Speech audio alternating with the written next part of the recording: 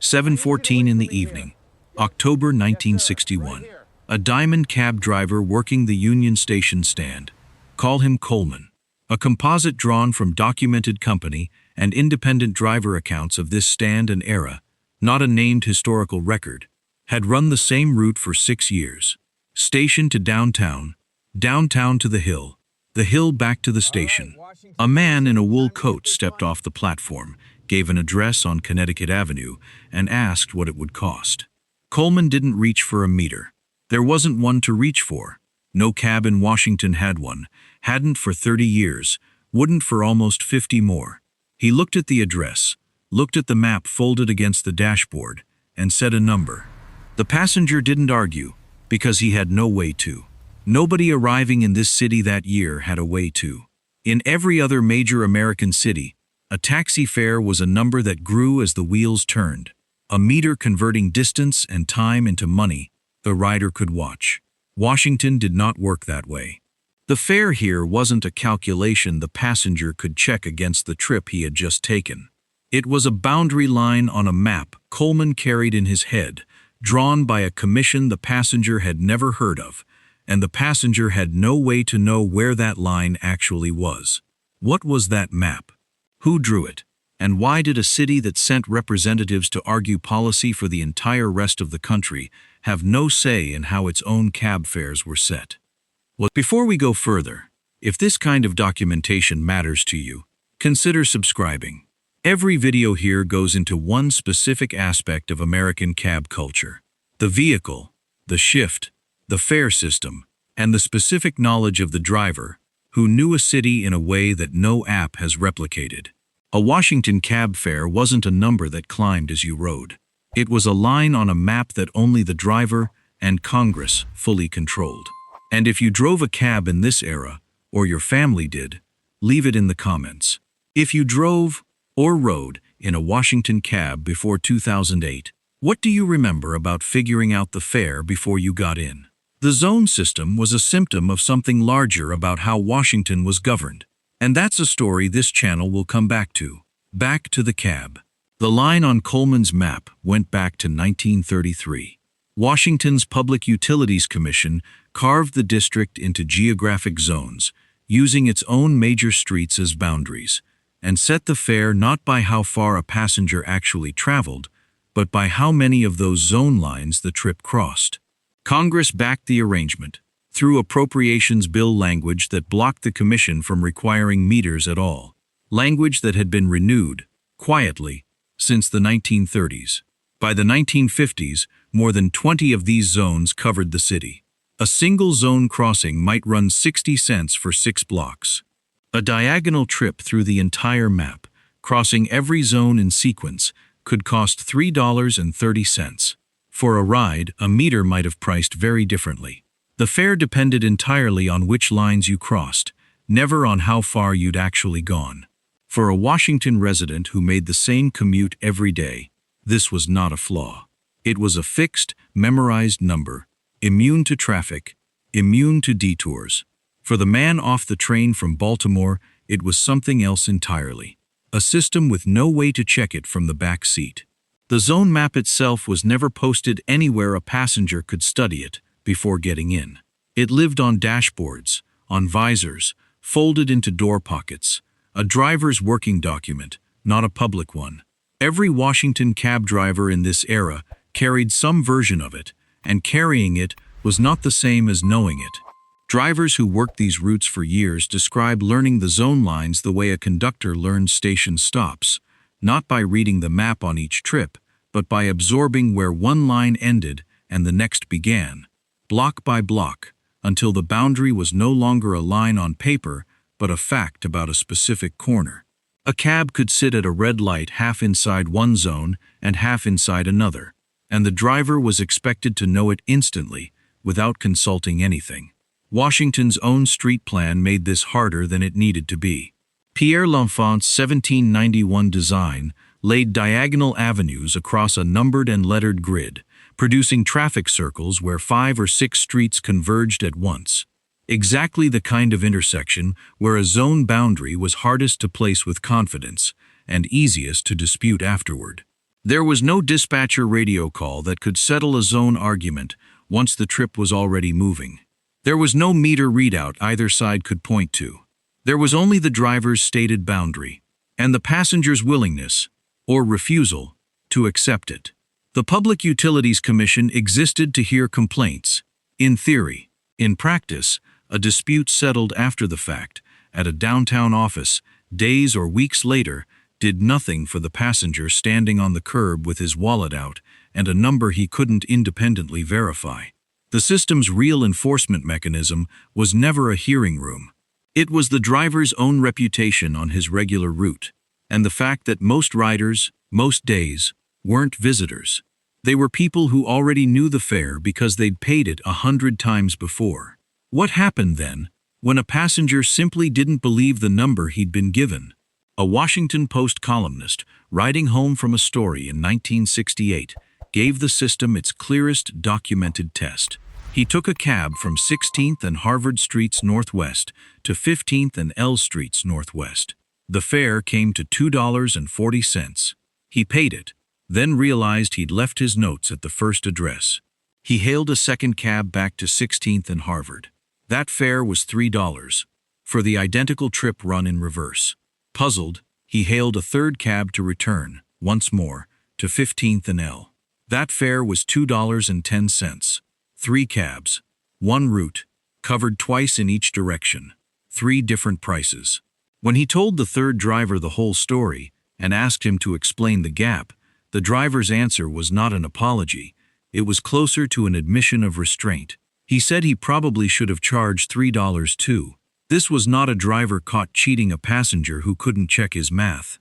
It was a system in which 3 honest, experienced drivers could each price the identical route differently, and each be defensible under the same map. The zone lines existed. Where, precisely, a given block sat relative to them was a judgment call every driver made independently, trip by trip. For a resident who rode the same 3 blocks to work every day, the judgment call resolved itself through repetition. The fare became a fact, learned once, never questioned again. For everyone else, the ride was a negotiation that had already been decided before they got in the car, by a driver working from a private, unverifiable version of a public boundary. The zone map determined what a rider paid. A separate, older feature of Washington's taxi regulation determined who could drive at all. And it was, in its way, more unusual than the zones themselves. Washington ran an open entry system. Unlike cities that capped the number of taxi licenses and turned each one into a scarce, tradable asset, the district issued a taxi license to essentially anyone who applied and qualified. There was no artificial ceiling, no medallion to buy or inherit, no fixed number of plates competing against a growing population. After the Second World War, that openness mattered. A veteran named Maurice, documented in Washington Post company profiles, drove a cab in the post-war years because the licensing system let him. He built what he drove into Liberty Cab Co., a fleet that grew to nearly 100 vehicles, and sold it in the 1960s. He was one of many who used the same open door. The Schaefer family used it more aggressively than most. Under Washington's liberal licensing rules and a steady supply of new applicants, their holdings grew from a single cab to 1,438 licensed vehicles by 1983, operating not under one name, but under a cluster of them: District, Liberty, ABC, American, Comfort, Consolidated, DuPont, Potomac, Premium, Washington, York, each painted differently, each answering the same phone number. An open door, and a system built on individual judgment calls produced, over 4 decades, one of the least uniform taxi fleets of any major American city, and a licensing structure where the barrier to becoming a driver was never the number of plates available. It was something else. New York, in these same decades, was moving in the opposite direction, capping its medallions, turning each one into an asset a driver had to buy, finance, or lease from someone who already owned it. Washington never built that ceiling. Anyone who qualified could apply, and the supply of taxis grew roughly in step with the supply of applicants, not against a fixed number set decades earlier. The trade-off was a fleet with no scarcity value, and, some later critics argued, too many cabs chasing too few fares. But it also meant that becoming a Washington cab driver never required buying your way past someone else's already owned plate. That barrier showed up most plainly at the city's largest taxi stand. Union Station's line was controlled, in this era, by a single company, Diamond Cab, and documented Washington Post reporting establishes that as late as 1969, a black passenger arriving at that stand could not get a cab there. Black drivers could not drive for Diamond either, in a trade that had traditionally been one of the few open to them elsewhere in the city. The open entry licensing system did not, by itself, guarantee open access to the stands that mattered most. A license to operate a cab in Washington was not the same thing as a license to work the city's busiest pickup point, and control of specific stands, Union Station among them, sat with whichever company had established itself there first. Out of that gap grew separate companies. Capital Cab, documented as the largest and most durable of Washington's black-owned taxi firms, built its own base of drivers and its own routes across the parts of the city its drivers actually served. Proof that the open door for licenses did not automatically open every corner of the city to every license holder. Capital's leadership fought the stand system directly. A driver who joined the company in the 1940s and later led it, documented in Washington Post reporting simply as right, helped organize the taxicab industry group in the late 1960s, specifically to challenge companies that monopolized the stands that mattered most, Union Station among them, along with hotel entrances like the Mayflower, where independent drivers were not permitted to wait at all. The fight wasn't over the zone map. It was over which drivers were even allowed to reach the passengers the zone map priced. By the following decade, the stand at Union Station itself had changed, its line no longer controlled by a single company. What the zone map priced and what the licensing system permitted were two different questions, and Washington's taxi history answered them differently, on different timelines, for different reasons. Both of those timelines ran through the same institution, and it was not Washington's own government. For most of this story, Washington had none, not the kind that other American cities took for granted. From the district's founding, the Constitution gave Congress direct legislative authority over it. There was no elected mayor with independent power, no city council that could simply decide, on its own, to require taxi meters.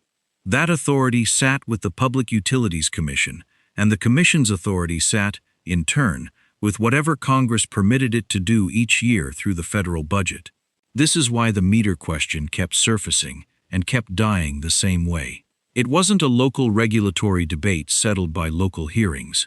It was a rider attached to an appropriations bill, renewed year after year, blocking the commission from requiring meters, a decision made and remade by members of Congress who did not live under the fare system they were preserving.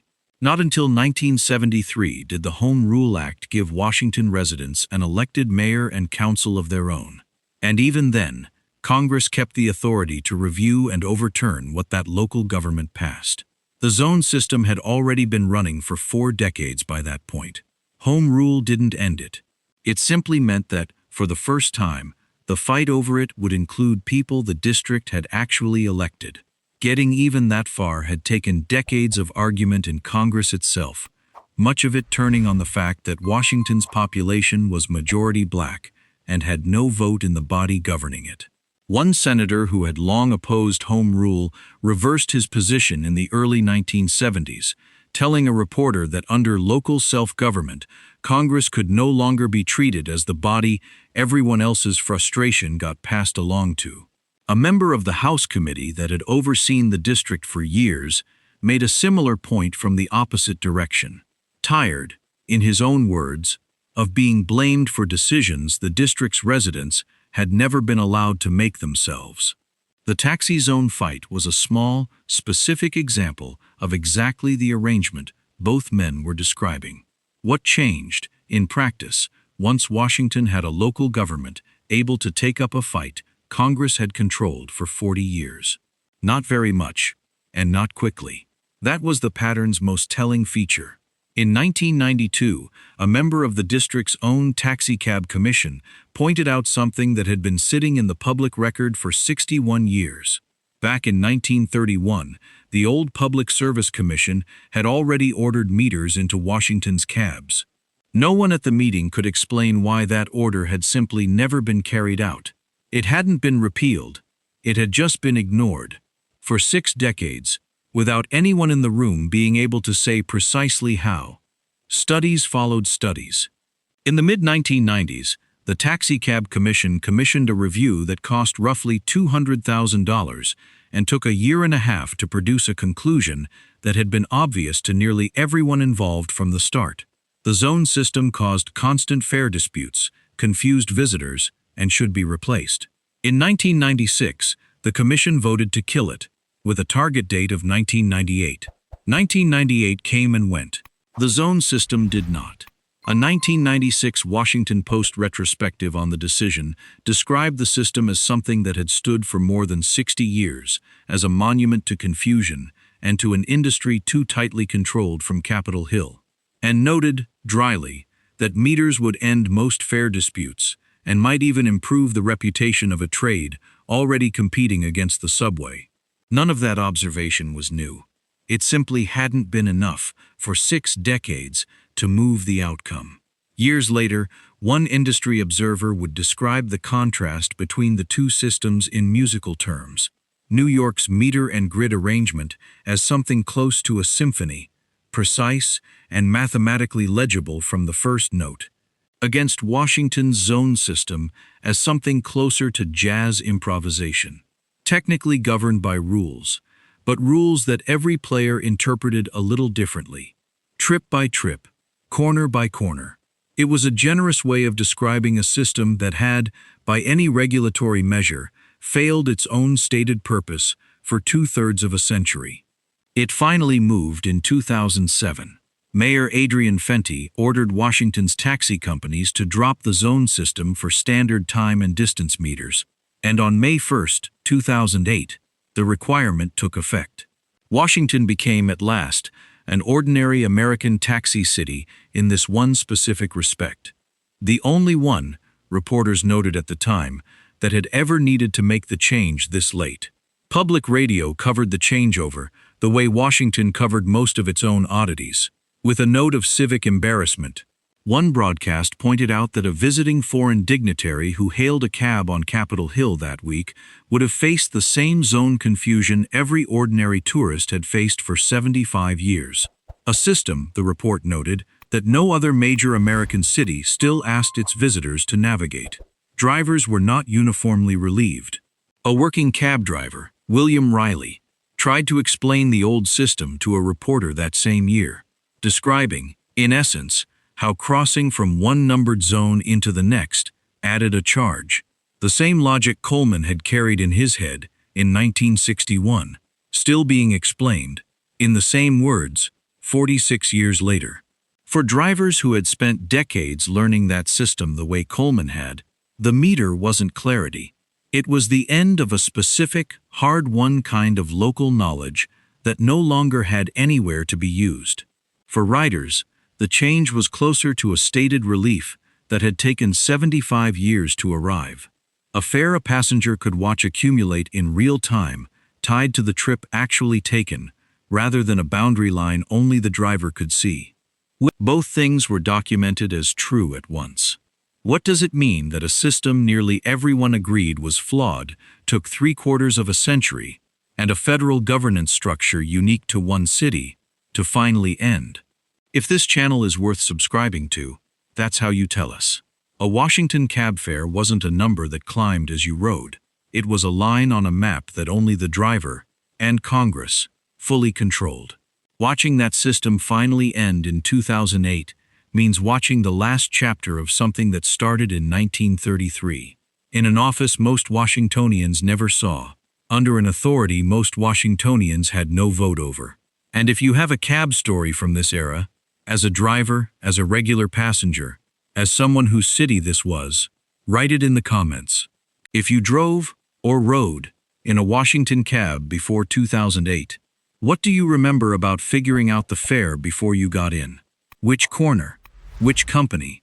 Which driver's version of the boundary line you had to take on faith? Coleman, the composite figure this account has followed since 1961, retired sometime before the meters came in. The record of any one driver's last shift on this stand was never kept the way a fare log was kept.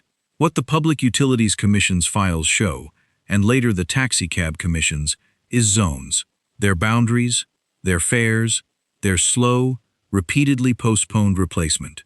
What those files never show is the specific version of the map that lived in any one driver's head. Which corner belonged to which zone? Which dispute he'd talked his way through before? Which passenger had simply refused to pay and which had paid without a word?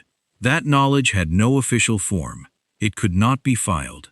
It rode with the driver who held it for as long as he drove, and it left with him. The next driver who took his stand learned the same map the same way every driver before him had, by working the corner, by crossing the same lines enough times that they stopped being lines on paper and became, simply, the way the city was. Washington's cabs run on meters now, the same as everywhere else. The zone map itself survives mostly in newspaper archives and old commission files, a regulatory artifact from a city that, for most of its existence, did not get to regulate its own regulators. What it leaves behind isn't really a story about taxi fares. It's a story about what 75 years of a federal government's quiet inattention can do to the ordinary act of getting across town.